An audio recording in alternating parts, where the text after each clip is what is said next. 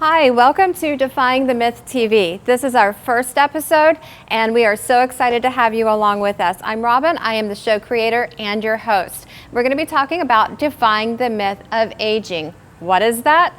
Well, traditional thinking has told us that when we age, we should age with disease, heart disease, cancer, diabetes, all of the above, even more. And I don't believe that. So we're going to be investigating this subject, and we're going to be learning ways that we can all grow youthfully. So today we're going to be talking with Dr. Rodney Dunetz, and I hope you're going to just stay along with us, and let's go see what he has to say.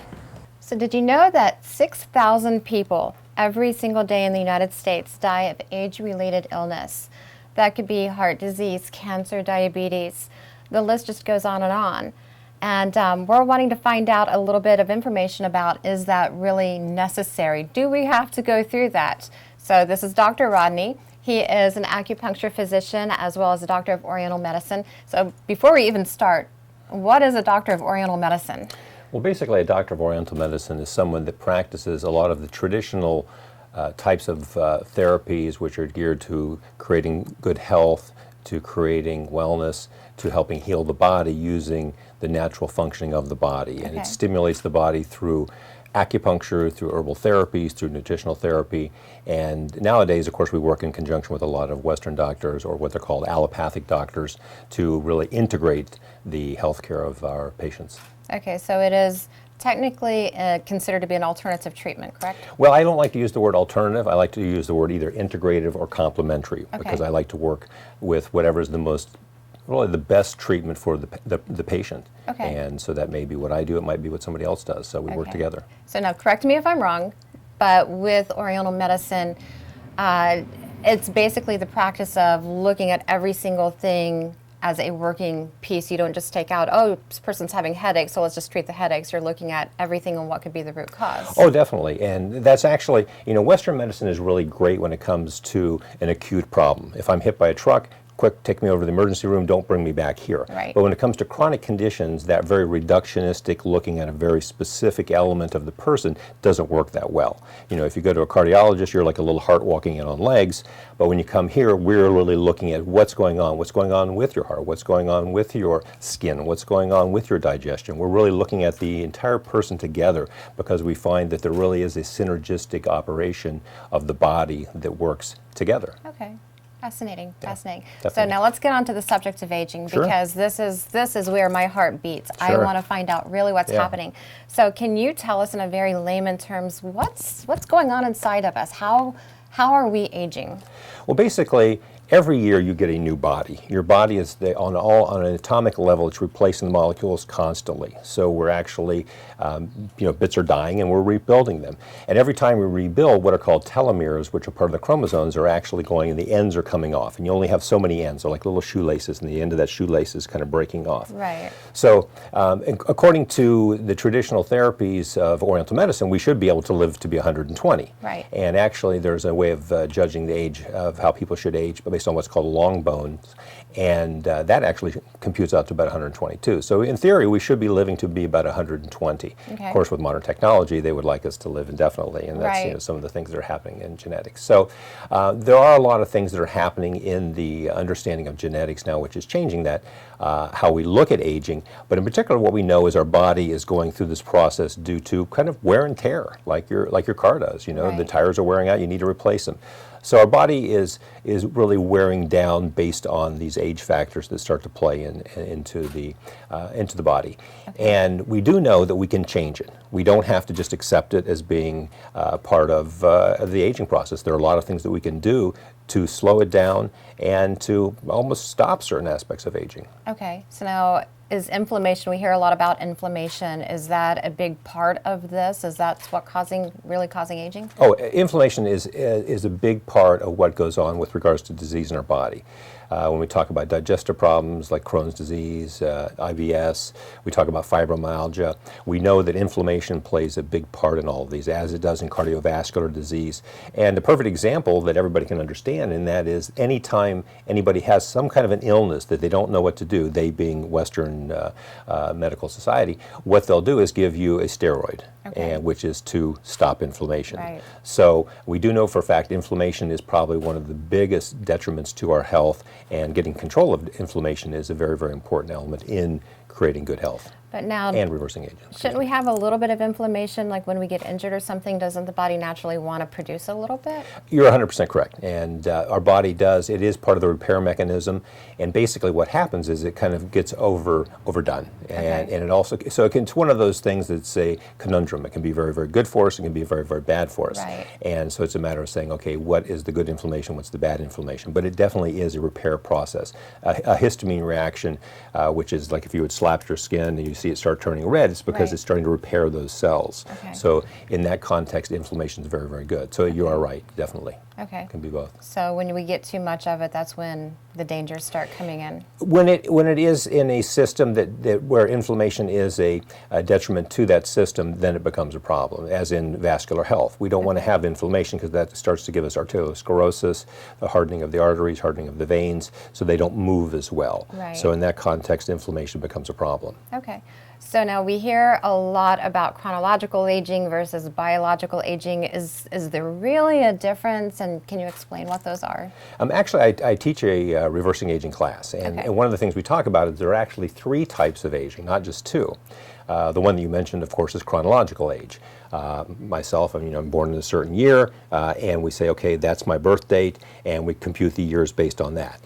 But we know that different calendars are having different dates too. We do know that the Chinese calendar is different than the Western calendar, and so we see that happening too.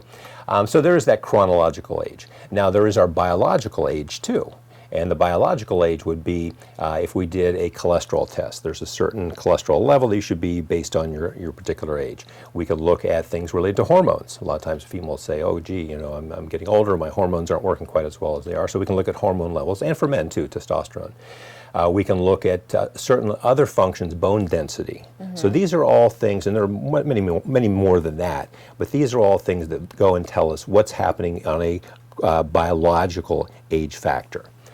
Then the third, which is probably trumping both of those, and that is our perceptual age. How old do we feel we are?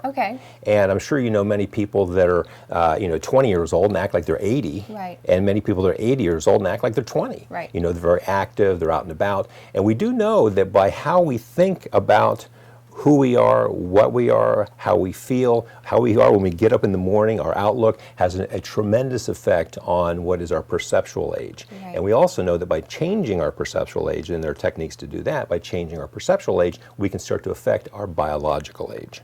We've actually asked that question on our Facebook page before, of if you didn't know how old you were, how old would you be? So of course my answer is 30, so I'm 30. Perfect, Fabulous. So can you give us a couple of different steps, maybe 5 different things that we can be doing on a daily basis to reverse traditional aging so that we're growing younger?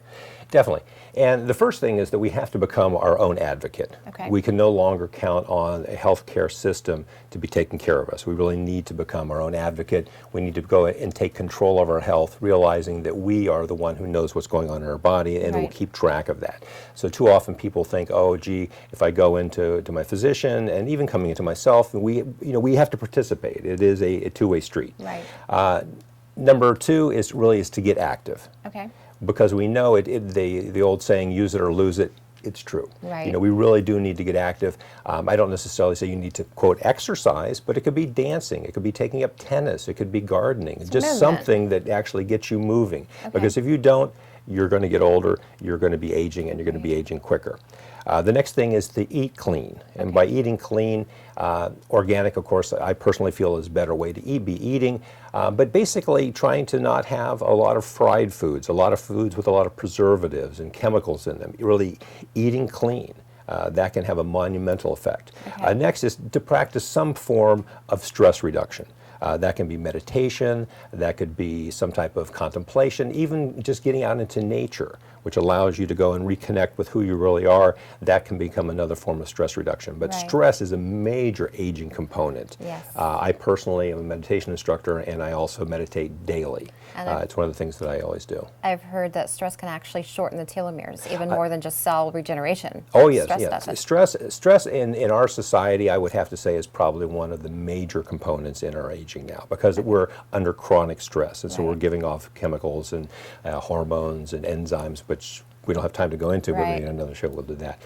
The next thing would be to practice self-care. Okay. And by self-care, that really means making some me time. I did a lot of work with hospice for years, and what I was participating with is to really go and make sure that the people there doing the work were really taking time for themselves. A lot of times, parents say, oh, I'm going to give to my children, give to my children, give to my children, to the point that they become sick. Right. Because they're not giving themselves any time for their own exercise, for their own stress reduction, for their own self-care. And if we don't take care of ourselves, we're not in a position to take care of other people. Okay. So it's not really a hedonistic process. It really is something that benefits those around us, our loved ones, and the community in which we live and the people that we work with. So really, number 5 is really take time for self-care. Okay, that is important. I can Yeah. see that. Cut the And second. So basically, those are the 5 things that I view are really super important, that are monumentally imperative that people do to help not only stop aging, but reverse aging. right. Wonderful. And we will have all 5 of these tips up on our website, so make sure that you just scroll down the page from where you are right now, and we'll have all of those up there, and maybe we'll even get like an exercise or 2 that Dr. Dunetz will give us. Perfect. But so now the good news is that you feel that we can grow more youthfully. Actually, the good news is not only do I feel that way, I know that. I know that's a fact. I know that it's a reality. I experience it myself. I help patients experience that same reversing of aging and maintaining. I have patients that are approaching 100 years old right now. That's and, awesome. And they're doing amazing. Wonderful. That's Yeah. really cool. Yeah. I like hearing that kind of news. So there you go, guys. We're just going to keep on digging into this subject and finding out more information and really teaching you how to grow more youthfully in every way. So thank you guys so much, and stay with us for the next segment.